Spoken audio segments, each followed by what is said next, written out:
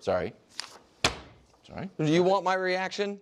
Kind of, but I. But no. I You know realized what? I didn't. You know I what? realized I I'll didn't. make the show better and say what every other person on TV said today. Ben Johnson, what a genius! It's amazing. Oh my God, the guy's never gonna run out of tricks. It's the smartest thing I've ever seen. Okay, now you got that here and every other show. Now I'll say what I actually think. I really hope the bag of trick plays is as endless as Ben Johnson has promised us it is. Feels like it. Because the more critical view of this is, oh yeah, he wants the team they're playing to give him $18 million a year this offseason. And he's unveiling it here like he did the trick play in the other game when they were up by 35 points that everybody fell all over themselves on.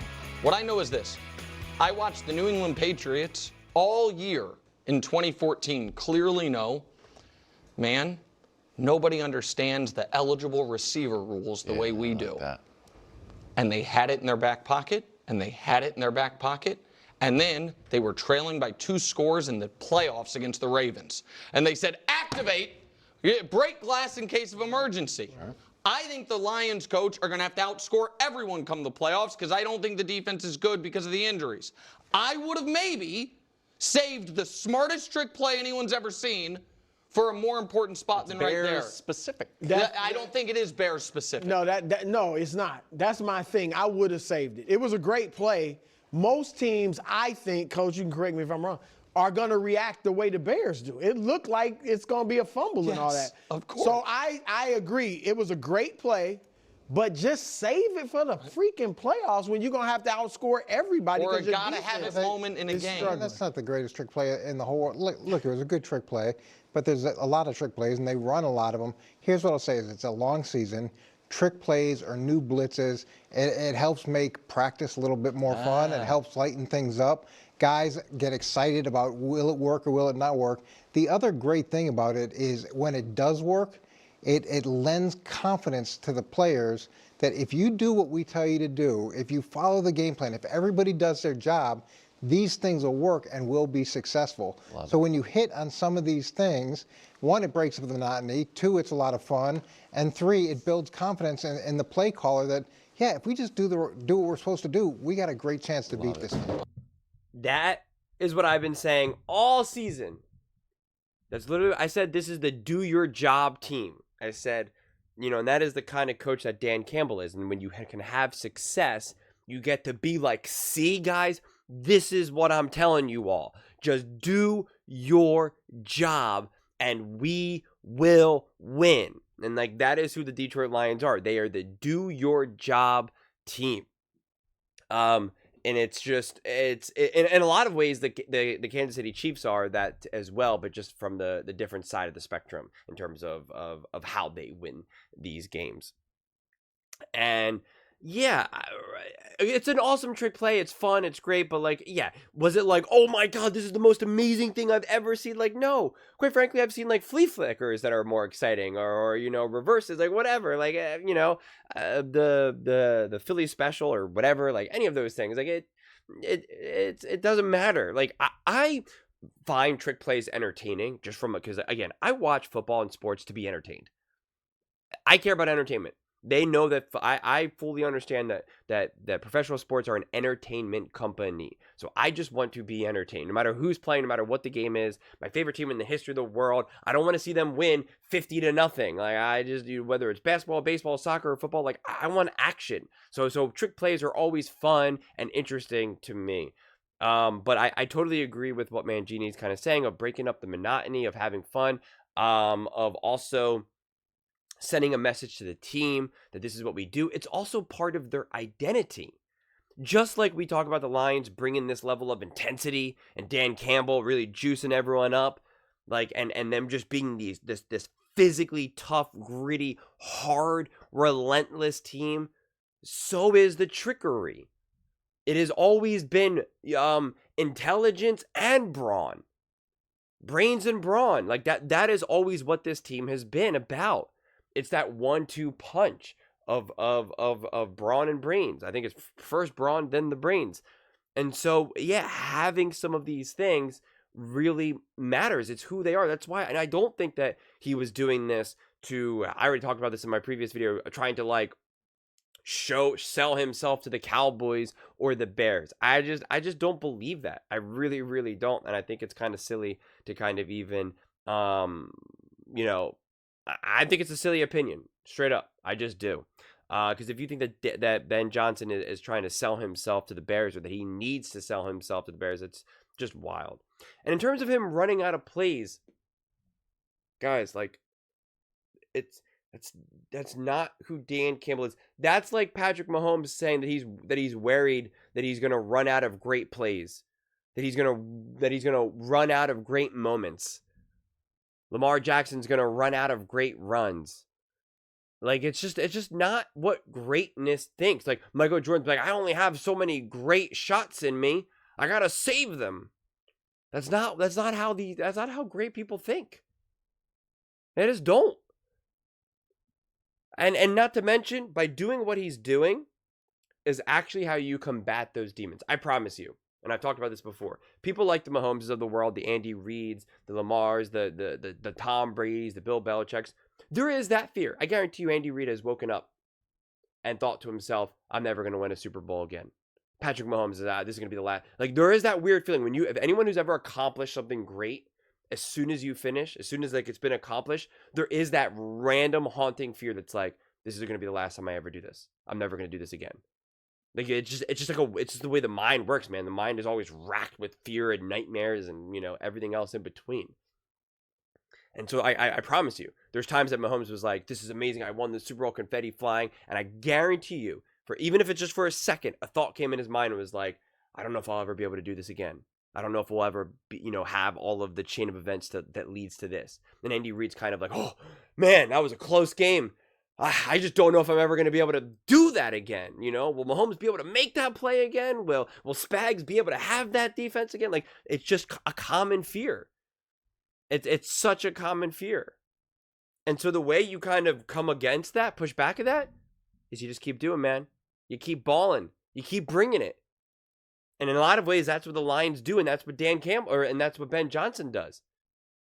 He doesn't come up with a trick play and then think like, oh man, how am I ever going to come up with another play as good as this one? He goes, yeah, here's another one, and here's another one, and here's another one, here's another one. Some will work, some won't work. This is like, sports are always such a great representation of just like life as a whole. Like, nothing is ever 100% perfect. Nothing is ever 100% guaranteed. And that's why people use sports quotes as inspiration for just like daily, regular life, right? You miss 100% of the shots that you don't take, and you're like, whoa, I am going to work harder at work now. I am going to try to get a promotion. I am going to ask that girl out on a date. Like, that's what sports ends up being. Just this visual expression of like how we want to live our lives and how we maybe should live our lives or should not live our lives. And so this whole idea that you should, that like, this is what makes Ben Johnson confident. This is a big, maybe not the source, but a legitimate source of what makes him special, of what makes him excited to be a coach, to play. It helps guide his offense. It helps guide this team. It's actually legitimately, you know, interwoven into the fabric of this team. You're not going to just not do it. Yeah, you're going to do it. They feed off it. They've done all this type of stuff. Because you could say that, because I thought that actually a little bit earlier in the season. I think it was when Jared Goff played against the Seattle Seahawks. And I think he caught a touchdown in that game, I think. Or he had some sort of trick play. And I just remember thinking, like, you're winning this game very convincingly at this time. Like, why do that? Why do you need to do that? Like, that's kind of what was on my mind. But then again, as you see the season progress and you see everything they're doing, like, first off, how many trick plays do they need to hold on to? Are they going to run like 5 trick plays a game in the playoffs? I mean, if all goes to plan, they should play 3 games. Most 4. Or, yeah, 3 games, 4, right? 3 playoffs in the Super Bowl. Or 2 playoffs in the Super Bowl. So, like, what are they going to have? A 1 trick play a drive? I mean, like, I don't know. Like, it's an interesting concept, actually. Like, let's say we didn't see any of these trick plays and they never needed any of them. could you actually just run like one trick play a drive or something? Like would defenses like be on their toes to the point where now a trick play wouldn't work, or can a trick play be so good that even if you know a trick play is coming, just the fact that you don't know, like, I don't know, like it is an interesting thought experiment to kind of think about. But I just think they got it. And I think they also have to keep doing it. And in some ways, and this probably won't happen anytime soon, you almost need a couple of trick plays to go terribly wrong. Just to kind of prove, hey guys, this isn't going to work every time. Right? Like, just because we go for it on 4th down doesn't mean we're going to convert every 4th down. And the team needs to know that. So then it's not like, uh-oh. And that's who the Lions are now. They go for it so much on 4th down, and they're so aggressive that even if it doesn't go according to plan, they're not like, oh God, what do we do now? This didn't work. And that's kind of sometimes how trick plays can be, where it's like if you run them and they keep working, and if it now does stop in the playoffs, it's like, oh, what? They just stopped us. Like, I don't understand. It's like when a superhero gets like their power back and like the villains punch them and they stop him and they're like, oh, what? And he's like, that's right, I got my power back. And it's just like, that's why you need a healthy dose of succeeding and failing. That's why sometimes these streaks, like no interceptions or, 10 straight wins or whatever, like sometimes those things can be bad, because then it gives you this illusion that you were only great because of this one thing. Or like the moment this stops, everything breaks. And then you have to realize like, no.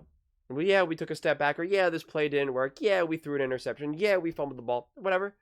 That's just how it happens. That's fine. No big deal. So I think the more they do these things, this type of thing, just the more it familiarizes everyone with the process, with the energy behind it, with the preparation, with the excitement. To some degree, like Mangino was saying, it's a novelty, so that brings some of the excitement. But on the other side, it actually reduces the novelty. It actually reduces the arousal of it. You have this kind of balance between anxiety and an arousal. And it's like, that's what all athletes try to maximize. It's kind of this kind of graph where it's like you want to be fired up to the point where it maximizes your ability to perform. But if you're too fired up, your performance declines. And if you're not fired up enough, then you can't reach that peak. And part of the way how you get really comfortable in this, and actually we'll do this with like elite athletes, like they'll make them do stuff that they don't normally do. Like they'll take like golfers and they'll take them surfing or something. Like they want that intensity to be kind of racked up and kind of have them just be more and more comfortable with it all. And again, that's what they do. And it's great to kind of get comfortable doing it against the Chicago Bears, man. Why not? But, it's always interesting conversations that we have around these teams. I find it funny how some segments will be like, let's talk about the Lions, or let's talk about the Bills. It was a tough win against the Patriots, but it shouldn't have been that hard. But, let's talk about it. And Lamar Jackson plays a big game against the Steelers. Obviously, more history there and more at stake, especially with the Steelers, a higher quality team. But, let's still, unpack this game. Dropping banners for the Kansas City Chiefs and all of that. And now the Lions win convincingly against the Bears, which they should do, quite frankly. But everyone was kind of saying that there were concerns about the injuries and this, that. And again, I think they did a good job of pushing that away. I don't think 100%, because I just don't think the Bears are a good team. Obviously, that's very obvious. So they are a lower level team. But still enough to be like, okay, they're obviously not in a free fall. Their defense is obviously not an absolute disaster where even the Bears can put up 30-some points. But yeah, that's not the conversation. The conversation is, what about this fake fumble trick play? Should they have done this? And it's like, all right, fine. That's the best we got. Fine. But those are just my thoughts. I'd absolutely love to hear yours. What do you guys all think about the Detroit Lions? What do you think about these trick plays and the fumble plays and just everything about the Lions these days? Let me know in the comments below. I read every single comment, so whether you agree with me or disagree with me, either way, let's get in some discussions. Let's get in some fights, but ultimately, let's just have some fun. And please do consider subscribing. We're building an amazing community here, and I absolutely love to see you part of it. I want to build something that we all genuinely feel connected to, something that we're really excited to be part of. I think we're well on our way to doing it. And please don't forget to give this video a thumbs up, as it really does help with the visibility and the algorithm. Thank you so much, and see you next time.